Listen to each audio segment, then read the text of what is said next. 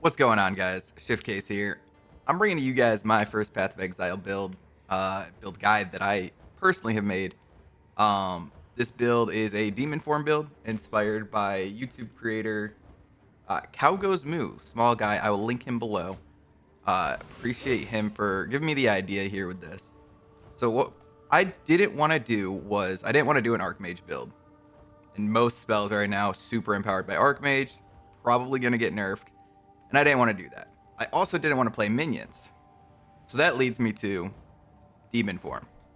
Demon Form is great because you gain increased spell damage the longer you're in it, +6 to level your skill gem, so you don't have to find a +6 gem or plus skill wand or weapon to have.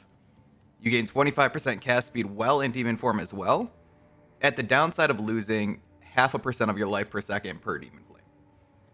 We do have a way of counteracting that, ideally by getting our health as close to 200 as possible. Anything below 200 doesn't really affect it too much. We'll go into that later. So with that, we're running Detonate Dead for massive wave clear. My Detonate Dead radius is nearly 5 meters, and I only have 13% quality on it because I missed the corrupt. We're using Bonestorm as our single target, and to kill the first mob on the map to start the Detonate Dead chain. Midway through the map, we're using Bone Cage to pin mobs, keeping them off of us, as well as killing white mobs in order to just get the first one dead quickly to start a new Detonate Dead chain. We're using Temp Chains on Blasphemy, as well as Grim Feast for survivability. So this build is great because, one, you have a lot of mobility with Demon Form. She dashes forever, great cast speed, you're able to move and cast. Detonate Dead is massive. It's relatively cheap to get together, and it's actually relatively tanky as well with Grim Feast, as well as Altered Flesh, reducing our physical damage taken and converting it to chaos damage, and the Loyal Hound, or Hellhound, reducing our damage taken by 20%, transferring it onto the puppy instead. And the best part about this build is you don't even need a third ascendancy to make it, or a fourth ascendancy to make it work. 3 ascendancies is perfectly fine, and I got almost all the way to 89 before I even got my 4th ascendancy, and I just have it in small node points just because. So with that, let's go into the passive tree. Let's talk a little bit about what we went into. For leveling this build, I highly do not recommend leveling with this build. Rax has a really good leveling guide for a witch. Infernalist specifically, it is a minion leveling guide. It'll get you through the campaign. After you finish the campaign, it's a good time to start swapping over to this build. You should have enough exalts to get started. Maybe not get up to 150 stacks or greater right away, but you can work from there after that. For our first ascendancy, I took the Loyal Hellhound, just 20% reduced damage taken from hits, transferred onto the dog instead. He also provides a little bit of damage for us with a little bit of output. Then obviously we need Demon Form later on in the campaign. Ideally by the end of the campaign, you are already got your 2 ascendancy points done. Maybe you don't have your 3rd point, so you'll get the Demon Form, and then you'll get the Loyal Hellhound. For your 3rd ascendancy point, you're going to want to take this. I know we're gaining max life getting there, but 20% of physical damage taken is chaos with our chest piece that we're using, which gives us 34% chaos resistance. It's just going to reduce our physical damage taken since we are not building any armor. We don't want any strength. We want as little strength as possible. So we're not going to be having a lot of health. We don't have a lot of armor, but we're going to have some chaos resistance. And you'll ideally have around 60% chaos resistance with just this basic setup of this build. Things you're going to want to look for in the passive tree is you're going to want to look for life recovery. We're going to be anointing Resilient Soul, which is going to be 1 envy, then guilt, and then a 2nd envy. Relatively cheap, not too expensive to get in there. We are grabbing maximum energy shield nodes, and the cast speed going up with this crit here to help Bonestorm out a little bit, putting our Bonestorm critical strike chance at roughly 25%, and that is in Demon Form. We are going to come up here. We're going to take Area of Effect, so our Detonate Deads are really big. More Area of Effect over here. Grabbing energy shield nodes up in here with this very important node here of 10% reduced maximum life. So that's going to be our first maximum life reduction point that we take. Then we're also going to get energy shield from that as well. Getting energy shield as stun threshold. Then just energy shield from our helmet. This is just a path. We're using this as a pathway node to get here because it was cheaper for getting as many of these jewel sockets as we could, while also remaining efficient in what we need to get. Up here, we're going to be taking our energy shield with more energy shield, some mana regenerate. We don't really have too much mana problems except on boss fights, which we counteract with just using a flask. But during the map clearing, we are using a level 7 detonate dead gem because it doesn't require any skill levels to get more damage out of it. And it's just a cheaper mana cost, so it's the lowest level one we can get. And it was completely unaffected by our build. We're picking up some more nodes here for crit for our Bonestorm and our Bone Cage. Going over here, this is a really important combo for this. You can take this early, or I took it later, but excess life recovery, so any extra life recovery that you have over what you currently need to sustain your health, will then be converted to your energy shield, recovering your energy shield instead as well. And then over here, tying that in with life recharges instead of energy shield, life recovery from flask is applied to energy shields. This allows you to still be able to use your life flask in the case that you get hit with something large, your energy shield's low, there's other hits coming in. It just allows you to sustain a little bit with an on-the-fly, I need a heal now. You do not have to take this. If you don't take this, you can actually extend your demon form out using your flask to get an extra 20 to 30 stacks out of your demon form. Here we're going to be taking energy stun threshold, just so we don't get stunned. More maximum energy shield, minus max mana doesn't really matter too much here. Crit chance. Coming around, we're grabbing more jewels. As many jewel slots as we need. Coming up here, we're grabbing increased life recovery rate. Life recovery rate increases how fast it will recover at. And then we're also picking up life regeneration rate, which is the amount that we're going to get. This node here, I think, gives us roughly 18 life regen, sitting at 205. Grabbing this jewel socket down here. Here's our second maximum life reduced node that we are taking. It's 5% reduced max, so now we're getting 15% reduced maximum life from our tree, as well as 40% increased physical damage for our Bonestorm and our Bone Cage. That's pretty much it for the tree. For jewels, we're looking to pick up jewels with life regeneration rate on it mainly. You can get physical damage, you can get area of effect. Both are really good secondaries, or maximum fire resistance if you have it. If you are able to get enough of those with maximum fire resistance and a life regeneration rate, then you can actually take Pyromantic Pact so that you don't have to worry about mana at all. I would say till about level 83, you want to get everything except the crit nodes.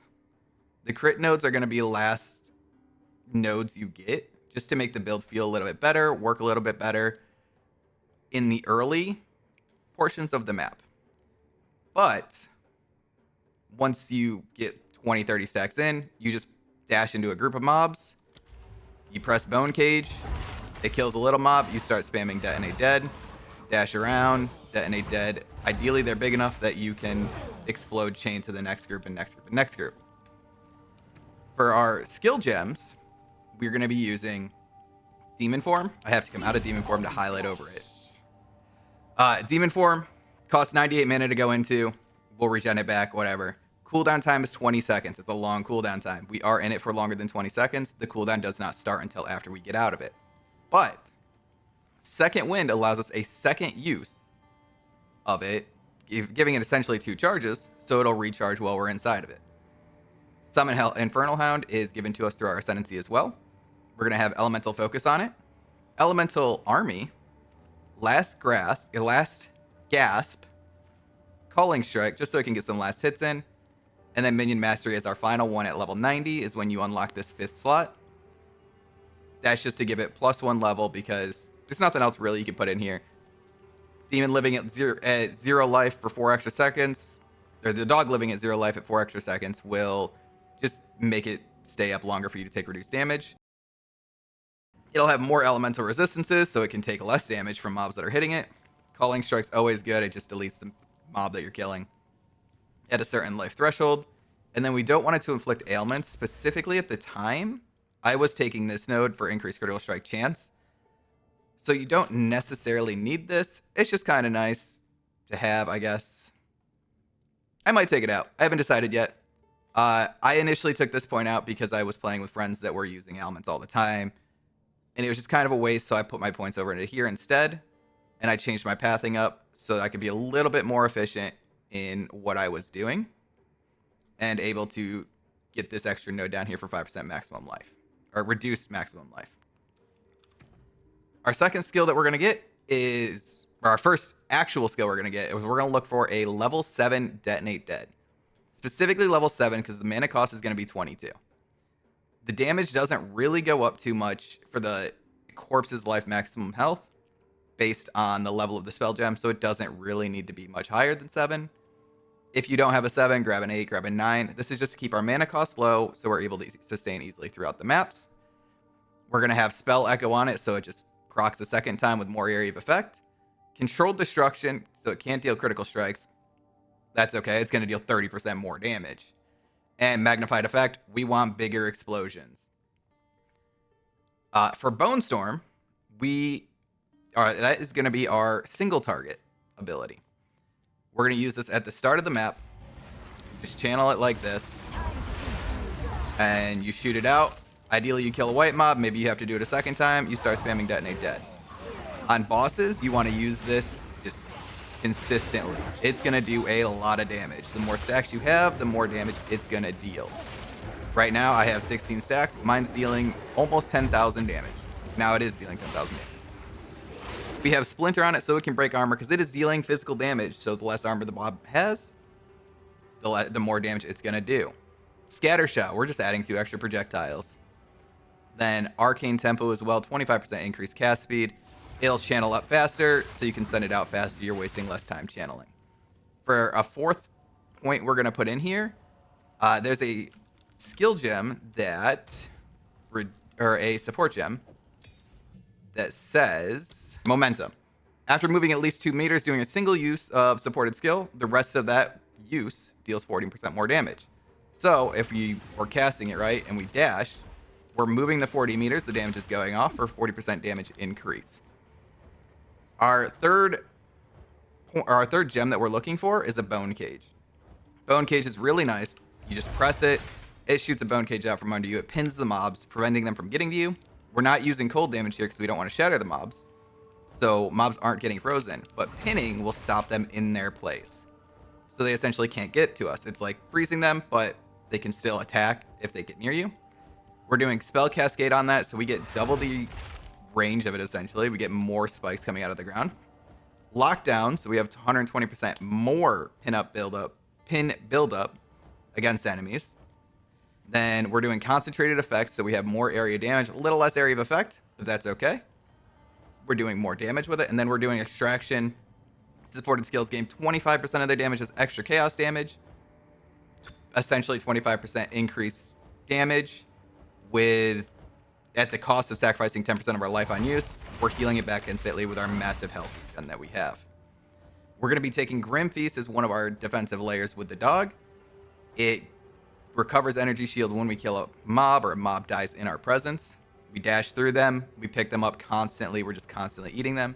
We're throwing a Clarity on there to help with our mana regen throughout the map and help with sustain, essentially, so we're not spamming our flask. Blasphemy, we're going to be taking this with Temp Chains to slow all the mobs around us, slowing their attack speed. If they're pinned, it'll increase the duration of the pin on them, essentially keeping debuffs up on them longer as well. And 50% increased area of effect on that. With Detonate Dead, we want to put 20% quality on this. I got unlucky. I hit a negative corrupt on mine. Dropped from 20 to 13%. Quality will increase the radius of this. For Bonestorm, quality increases the cast speed of this. So we definitely want quality on that. And for Bone Cage, it just pin them as if you dealt more damage, so they'll be pinned longer. It's good to have quality. It's not needed. I don't have quality on my Grim Feast. It recovers an extra 20 when you dash through them. Not really needed, but does help a little bit, maybe in the case that it gets nerfed in the future. We are at 198 stacks, and we are about to fall out of Demon Form. That is sad. And we just re-enter Demon Form, and we can dash around again. Blasphemy quality reduces the reservation cost. We're sitting at exactly 0. Or we're sitting at 6 because we have reservation on it. We do not need any extra spirit in this build. We are only using the 100 from the campaign.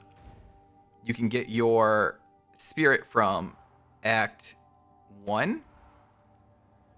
You will get it from the... Where is he? From the King of the Mist, you get your first spirit of 30. Then in Act 3, you get your second spirit for another 30. From the Azak Bog, killing the Bog Witch. In Act 3 Cruel, you get the final 40 from killing her again. It doesn't say I've killed her. I have killed her. I have 100 spirit. She gives you another 40 from killing her again in Act 3 Cruel. Quests that we don't want to do during the acts are Act 1. We don't want to do the Candlemas Living Right. We do not want any extra maximum life. And then Act 1 Cruel, same thing. We do not want to kill the Candlemas. He gives 8% increased max life the second time around. We want no extra life here. We want to be as close to 200 as possible. For Act 3 Venom Crypts, you're going to want to take Chaos Resistance, is what I took. Act 1 Venom Crypt, or Act 3 regular Venom Crypt, doesn't really matter what you take. I think I took a mana regen. I took Stun Threshold. It doesn't really matter too much what you take on that one. Basically, you just don't want to take more maximum life. The reason we want to say it as close to 200 as possible is because you can't actually take less than 1 damage per second, no matter how many stacks that you have. So if you're at below 200, you are going to be taking less than 1 per second if you're taking 0.1 or 0.5% of your life every second. So if we're at 200, we're at that perfect threshold. I'm at 228, slightly off. That's okay. How do we get to this low life? We get to this low life through a combination of things that reduce our maximum life. We lose 5% of our maximum life from goring down here on the passive tree, all the way at the bottom. We lose 10% of our maximum life from heavy buffer up here. In addition, we gain 40% energy shield, maximum energy shield. The big thing here is Ghost Wraith. We convert 58% of our max life to energy shield. This conversion happens before all the other maximum lives. So no matter what, we are converting as if we didn't lose any max life at all to gain energy shield, putting us at about 4,000 energy shield total. I have a 58% corrupted. This is really nice to get. I think it cost me a divine at the time.